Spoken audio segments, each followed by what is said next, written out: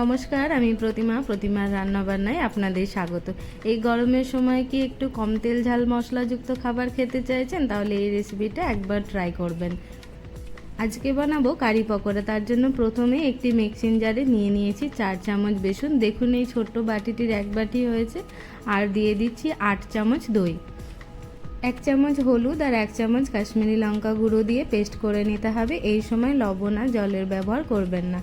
Paste হয়ে গেছে। এখন এটি একটি মিক্সিং বোলে দিয়ে যে বাটির 1 বাটি বেসন নিয়েছিলাম সেই বাটিরই 10 বাটি জল দিয়ে দিতে হবে। এটিকে নেড়ে রেখে দিতে হবে সাইডে। চলে আসুন এবার পকোড়াটা ভেজে নিই। পকোড়া বানানোর জন্য নিয়ে নিয়েছি একটা ছোট্ট বাঁধাকপির হাফ বাঁধাকপি ঝিরিঝিরি করে কুচিয়ে নিয়েছি। দিয়ে দিচ্ছি একটা কুচনো পেঁয়াজ, 2টো কুচনো লঙ্কা, একটু জোয়ান, একটু গোটা ধনে, লবণ, হলুদ আর 4 চামচ বেসন দিয়ে ভালো করে ব্যাটারটিকে মাখিয়ে নিতে হবে। এবার কড়াইয়ে তেল গরম করে ওর মধ্যেই দিয়ে দিতে হবে অল্প অল্প করে নিয়ে। এপিট ওপিট লাল লাল করে ভেজে নিলেই তৈরি হয়ে যাবে পকোড়া। বাঁধাকপির পরিবর্তে আপনারা শুধুমাত্র পেঁয়াজ দিয়েও এটি বানাতে পারেন, বা পেঁয়াজ ছাড়াও আপনারা শুধুমাত্র বেসন দিয়েও এটা বানাতে পারেন। যখন বেসন দিয়ে বানাবেন তখন ব্যাটারটা আর একটু গাঢ় করে নেবেন।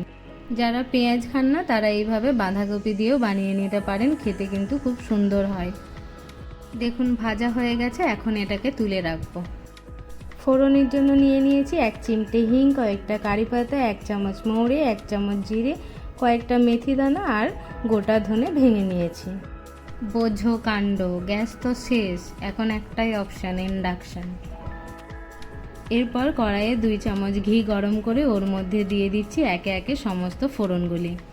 একটু নাড়াচাড়া করে নেব সমস্ত ফোড়নের ফ্লেভারটা ঘিয়ে চলে আসা পর্যন্ত। একদম কম আঁচে 1 মিনিট নাড়াচাড়া করে নিয়ে ওর মধ্যে দিয়ে দিচ্ছি বেসন আর দই গোলা জল। এই সময় লবণটা একদমই দেবেন না আর আঁচটাও বাড়াবেন না।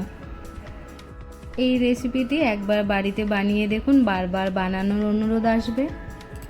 একটু মিডিয়াম আঁচে একটু ফুটিয়ে নিয়ে আগের অবস্থা থেকে একটু গাঢ় করে নেওয়ার পর দিয়ে দিতে হবে স্বাদ মতো লবণ। প্রথমেই লবণটা দেবেন না, তাহলে দইটা কেটে যাওয়ার সম্ভাবনা থাকে। তাই কম আঁচে আগে একটু ফুটিয়ে নেওয়ার পর যখন একটু আগের অবস্থা থেকে গাঢ় হয়ে আসবে ঠিক সেই সময়ে দিয়ে দিতে হবে লবণটা, তাহলে আর দই ফেটে যাওয়ার সম্ভাবনা থাকবে না। বেশ কিছুক্ষণ এইভাবে ফুটিয়ে নিয়ে আরও একটু গাঢ় করে নিতে হবে। একদম যখন গাঢ় হয়ে যাবে তারপরে আমাদের পকোড়াগুলি দিতে হবে।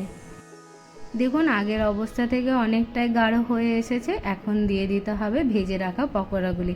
পকোড়া দেওয়ার সময় গ্যাস অফ করে দেবেন, বা ইন্ডাকশানে করলে ইন্ডাকশান অফ করে দেবেন। পকোড়া দিয়ে আর ফোটানোর কোনো প্রয়োজন নেই। এবার ঢাকা দিয়ে রেখে একটি তড়কা তৈরি করে নিতে হবে। তার জন্যই প্রথমেই একটি ছোট প্যানে নিয়ে নিয়েছি 2 চামচ ঘি। ওর মধ্যে দিয়ে দিয়েছি 1 চামচ সর্ষে, 4টে শুকনো লঙ্কা, কিছুটা কারি পাতা আর 1 চামচ কাশ্মীরি লঙ্কা গুঁড়ো। একদমই লো ফ্লেমে করবেন যাতে মশলাগুলো জ্বলে না যায়। দরকার হলে গ্যাস অফ করে দিয়ে এইভাবে নেড়ে নেবেন। তড়কা হয়ে গেছে, এখন কারির মধ্যে তড়কাটা দিয়ে মিশিয়ে দিয়ে ঢাকা দিয়ে রেখে দিতে হবে কিছুক্ষণ। খুব সিম্পল একটি রেসিপি, দুপুরে ভাতের সাথে খান, দুর্দান্ত খেতে লাগবে। দেখুন কত সুন্দর দেখতে হয়েছে।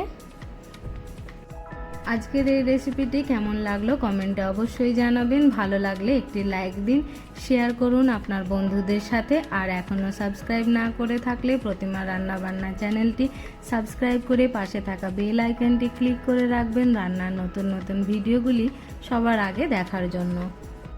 আবারও আসবো অন্য একটি রান্নার ভিডিও নিয়ে। ততক্ষণ পর্যন্ত good day, good luck and eat safe. Thank you for watching.